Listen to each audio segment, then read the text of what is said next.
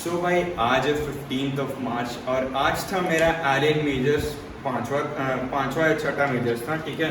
और भाई सबसे पहले तुम लोग आंसर की देख लो, क्योंकि बहुत से लोगों को अपेरेंटली आंसर की मिल नहीं पाती है, तो इसका स्क्रीनशॉट ले लो पहले तुम लोग। आई होप तुम लोगों ने अभी तक स्क्रीनशॉट ले लिया होगा। और भाई आज के एलियन मेजर्स की टाइमिंग थी 2 से 5, बट भाई मैं पहली बार 1 बजे, जैसे 1 बजे पेपर होता है ना यूजुअली, तो मैं 1 बजे वाले पेपर के लिए कभी 1 बजे या 12:55 इसके पहले नहीं पहुंचा हूँ। और मैं क्लास में तो भाई 1:15 पे ही पहुंचा हूँ, ठीक है। बट आज पेपर था 2 बजे से और आज हमारा भाई चला गया 12:45 पे, ठीक है। तो सबसे पहली चीज़ ये हुई थी। और आज के एलियन मेजर्स के बारे में बात करें भाई, तो सबसे पहले भाई बायो के बारे में बात करूँ, क्योंकि मैंने पेपर को स्टार्ट भी वहीं से किया था। और बायो वॉज ओवरऑल अगर तुम्हें बताऊँ तो क्वाइट इजी, क्योंकि bio completely mostly NCERT based थी। एंड मेरे को 90 में से 62 क्वेश्चंस आ रहे थे, तो मैंने उतने फिल किए, 28 मैंने छोड़ दिए। ड्यू टू एनिमल किंगडम के सवाल थे, प्लांट फिजियो के सवाल थे, स्ट्रक्चरल ऑर्गेनाइजेशन वाली यूनिट में से यानी कि एनाटॉमी मॉर्फोलॉजी में से सवाल थे, जो मेरे से बन नहीं रहे थे, ठीक है। जो मेरे को चैप्टर आते नहीं है ऑफकोर्स, इसलिए नहीं बन रहे थे, तो वो सारे क्वेश्चंस मैं छोड़ दिया था। इस सब को छोड़ करके मेरे 62 क्वेश्चंस बने थे, ठीक है।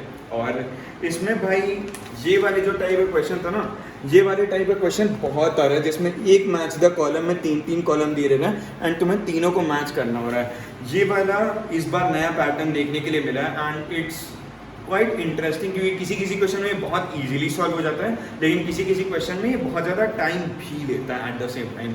और यहाँ पे लंबे लंबे स्टेटमेंट वाले बहुत सारे क्वेश्चंस आते हैं, जो कि अच्छी बात है। एंड मेरा तो भाई पेपर अच्छा गया।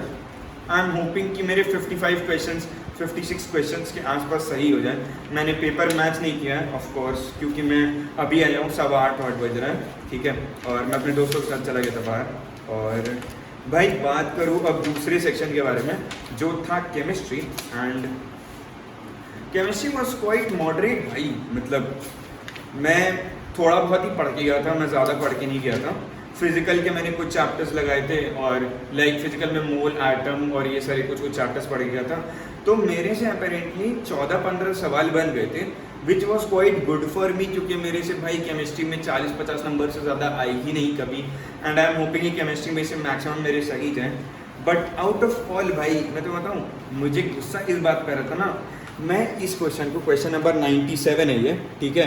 ये बहुत इजी क्वेश्चन है, मेरे को पता है, ठीक है। अभी तक मैंने इसका सॉल्यूशन नहीं देखा, बट इन जनरल मैंने इसको एनसीईआरटी में कई बार लगाया, क्लास वगैरह में भी करवाते हैं यार, ठीक है। तो भाई ये वाला क्वेश्चन आज मेरे से प्रेशर में बन ही नहीं रहा।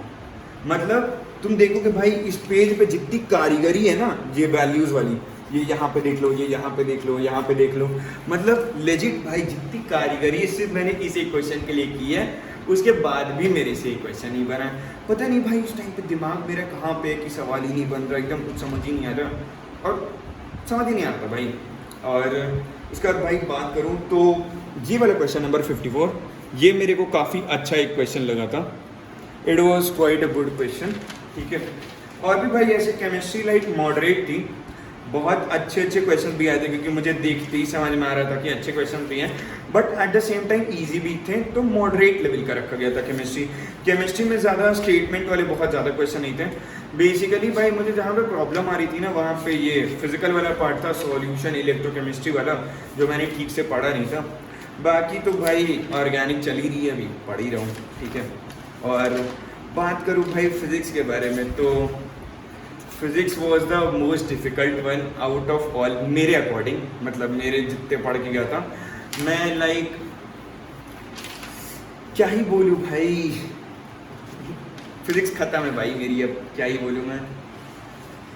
ये वाला भाई क्वेश्चंस फिज़िक्स में ना काफ़ी लाइक बहुत कॉमन क्वेश्चंस थे, बट डिफ़िकल्ट वाले कॉमन क्वेश्चंस थे। यहाँ पे वैल्यू वगैरह फॉर्मूला को डिराइव करना, काफ़ी लंबे लंबे और अच्छे क्वेश्चंस लगे मेरे को।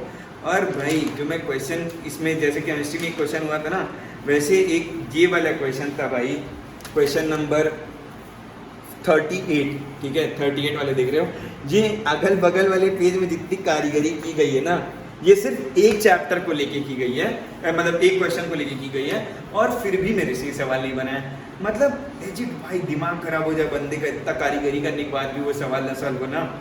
और भाई आज मैंने नोटिस किया कि फिजिक्स जो 11th वाली आई थी उसके 20 क्वेश्चन थे जो कि एवरेज रहते हैं। 80 मार्क्स की फिजिक्स 11 से आती है और बाकी 100 मार्क्स की फिजिक्स 12 से आती है, ठीक है। तो मैंने इसमें ये नोटिस किया, जो फिजिक्स का सेकेंड पार्ट था, यानी कि जो तुम्हारा सॉलिड, फ्लूइड और उसके बाद थर्मल वाला जो यूनिट है SHM वेव्स, थर्मल वाली यूनिट से और सॉलिड फ्लूइड से कंपैरेटिवली ज़्यादा सवाल आए थे as compare to the first unit, जो कि मैंने नोटिस किया था। ठीक है भाई, ये सब वेटेज ना थोड़ा बहुत ऊपर करते रहते हैं, बट मोस्ट इम्पॉर्टेंटली ज़रूरी ये था कि 11 से जितना वेटेज आना चाहिए उतना ही था।